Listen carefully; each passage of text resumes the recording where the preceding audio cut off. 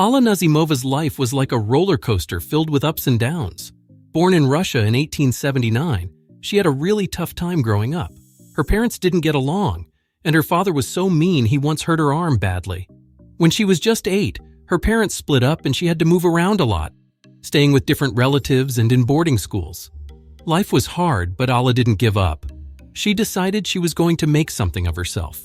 She even took on a new name to mark a fresh start. She was born Adelaide Leventon, but she took the name Alla from her birth name and picked Nazimova from a character in a book. With this new identity, she was ready to leave her painful past behind. Alla had something special about her from a young age. She could play the violin so well that some people thought she was a musical genius. She even played in an orchestra that had famous composers like Rimsky-Korsakov and Tchaikovsky waving the baton. Before she became a movie star, it was music that first showed her talent. As she grew up, Alla knew she wanted to be an actress. She went against her father's wishes and started taking acting lessons. When she joined a famous theater group in Moscow, her life took a huge turn. She learned how to act using something called method style, which really helped her become great at her craft. Then, Alla took a big leap. She was already a star in Russia by 1903, but in 1906, she decided to try her luck in New York City with her boyfriend, Pavel Orlenev. New York was full of opportunities, but it was also a tough place to make it. Alla didn't know how well she'd do, but she was about to find out. She wasn't just another pretty actress. Alla had a kind of magic about her when she played her roles. A writer named Gavin Lambert said she wasn't super beautiful, but her acting and her personality were so strong that she drew people in. She had these amazing violet eyes that helped her stand out. Alla was brave too. When she first got to New York, she and Pavel tried to start a theater that had plays in Russian. It didn't work out, and Pavel went back to Russia, but Alla didn't give up. She kept going and kept getting better and more successful. One of the biggest things she had to do was learn English.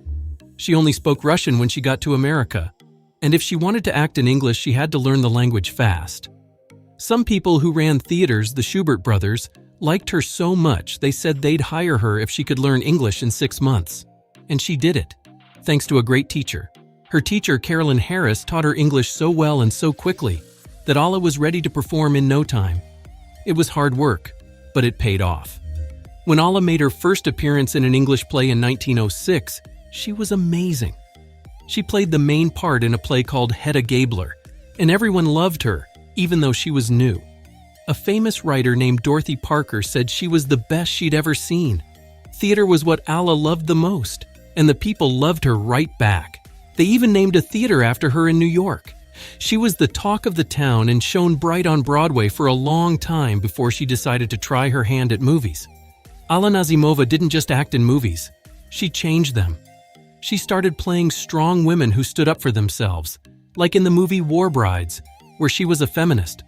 She told people that by playing these kinds of roles, she was helping women everywhere. Nazimova didn't just help herself. She helped others shine too. She worked with a guy named Richard Barthelmess and told him he should be in more movies. He listened to her, and he became a big star. She even said she was the one who got Tennessee Williams to start writing plays.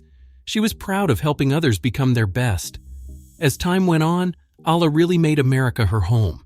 She learned English, moved on from her Russian boyfriend, and in 1927 she became an American citizen.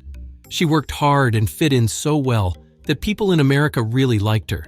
She could be the star of the show, or just another face in the crowd depending on the day. Sometimes Alla liked to sneak into movie theaters like anyone else and watch her films with the audience. She liked the idea of being just another person in the room, watching herself on the big screen without anyone knowing who she was. But Alla's life had some secrets. Before all her fame in America, and even before she knew Pavel Orlenev, she was married to a man named Sergei Golovin back in Russia. She left him soon after they got married, and then she kept it a secret. No one in the US knew she had been married. And it turned out, Alla never really loved her husband. In 1923, she finally got a divorce from him without going back to Russia. She did everything through the mail.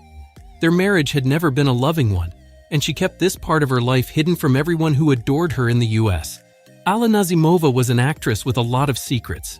Back in 1912, she made everyone think she was married to Charles Bryant, a British actor. This wasn't a real marriage but a cover-up, because in reality, it was a lavender marriage to hide their true selves. Things got messy when Bryant went off and actually married a young girl. Suddenly, Alla's private life wasn't so private anymore, and the scandal hurt her reputation and career. Nazimova was a lesbian at a time when it was risky to be open about it. She had to be careful, but she still had relationships with women, like Dolly Wilde, Oscar Wilde's niece. Alla even came up with a clever name for her circle of friends who were also hiding their sexuality. She called them a sewing circle. She was smart about her identity, sometimes using men's names in her work. As a screenwriter, she was Peter M. Winters, and for some films she used Charles Bryant's name. But keeping up all these different sides of herself made things difficult in the long run. Even though she usually preferred women, Nazimova had an on and off relationship with a young man named Paul Ivano. She didn't limit herself and lived her love life freely, which included a romantic fling with a famous painter named Bridget Tichenor. The greatest love of Nazimova's life was Gleska Marshall, an actress she met while working in the theater. They hit it off and stayed close, with Marshall remaining by Alla's side until the end, despite rumors of other loves. Nazimova was also a shrewd businesswoman. She made good money in movies and eventually started her own production company. She was all about taking risks and trying new things, even when her popularity took a hit because of her scandalous fake marriage. Her movies were bold and different, influenced by the stylish Art Nouveau movement. She chose to adapt a risque novel into a film, which was too much for the studio bosses, and they shut it down. But Alla believed in herself. When no one else would back her film projects, she put her own money into them. She made films like A Doll's House and Salome with passion, even though they told her they wouldn't work out. Salome ended up bombing at the box office. But later on, it became a cult classic, hailed for its unique take on film. Nazimova had a great sense of humor too. She bought a big house on Sunset Boulevard and jokingly named it the Garden of Alla, a play on words that stuck. It was a magical place with the biggest pool in Hollywood, shaped like the Black Sea. Her home was a sanctuary for many, a place where people could be themselves without judgment. It was the heart of lavender Hollywood. Alla also knew how to throw a party. Her place was known for wild and extravagant gatherings that were the talk of the town. Through it all, Alla Nazimova was a woman who lived many lives, left a lasting mark on Hollywood, and proved that being true to oneself could create a legacy that outlives scandal and time. Alla Nazimova's life was like a roller coaster, full of ups, downs, and sharp turns. When her fake marriage to Charles Bryant got exposed, her career took a big hit. By 1926, she found herself in a tough spot, not landing any acting gigs for a whole year. Still, she had bills to pay, including a hefty monthly cost to maintain her homes and support her family. Out of options, she got creative with her assets and turned her home, the Garden of Alla, into a hotel in 1927. But running a hotel wasn't her thing, and after some bad business moves by her partners, she had to let it go. She didn't give up, though, and went back to Broadway, where she still had a touch of star power. The Garden of Alla's name was a clever twist on a popular novel, The Garden of Alla. By dropping an H, Alla made a world of fiction part of her real life. It was a smart move that showed her love for stories and her knack for reinventing herself. In the world of movies, Alla was way ahead of her time. She knew how to work the fame game, carefully crafting her image and taking on roles that showed strong women. This helped set the stage for what we now think of as a feminist icon. This woman did it all. On top of acting, she took on the roles usually filled by men, like directing and producing films, even getting credit for costume design once. Her talent stretched far and wide. When Alla was at the height of her career, she used her influence to help her romantic partners, like Gene Acker and Natasha Rambova, boost their careers in the movie biz. Time can be tough on actors, especially as they get older. Alla knew this and returned to the stage, where she still shined bright. Critics raved about her performances, proving she still had that magic touch.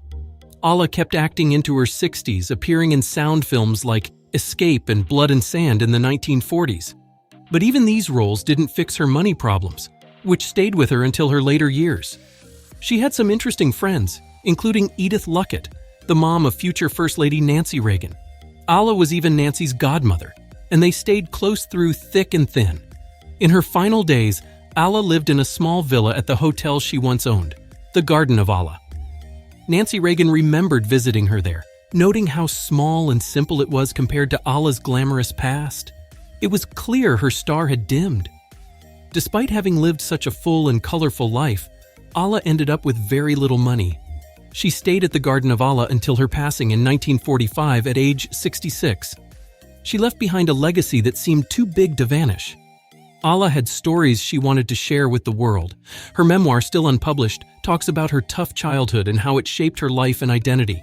Some call her the founding mother of Sapphic Hollywood, a grand title for a woman who was once a muse to many. Even with her fame, Alla Nazimova remains something of a mystery. She's connected to so many big names and has left a mark on Hollywood history. There's a lot we still don't know about her, with heaps of her story waiting to be uncovered. Hollywood hasn't forgotten Alla Nazimova. She's got a star on the Hollywood Walk of Fame, a tribute to her journey from theater in her home country to the big screens of America. Alla was more than just an actress. She was a daring feminist and a true artist whose story continues to inspire.